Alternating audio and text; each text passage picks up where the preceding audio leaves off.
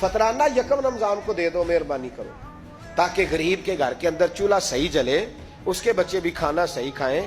میری یہ گزارش ہے کہ اگر آپ نے کسی غریب کی بچی کو کپڑا، لباس اور غریبوں کو کچھ لے کے دینا ہے تو رمضان سے پہلے لے کے دیں، تاکہ درزیوں کا ریٹ کم ہو، وہ کام جو ہے وہ جلدی ہو جائے۔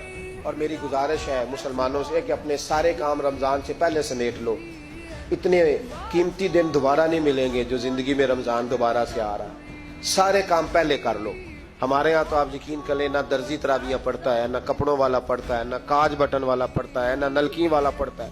وہ کہتے ہیں جی راشی سارا ان دنوں میں، وہ جو آخری 10 راتیں ہوتی ہیں نا رمضان کی، حضرت عائشہ صدیقہ رضی اللہ تعالیٰ عنہ فرماتی ہیں حضور ہمیں نفل کے لیے نہیں جگاتے، پر رمضان کے آخری 10 دن فرماتے اٹھو، یہ سونے کا ٹائم نہیں۔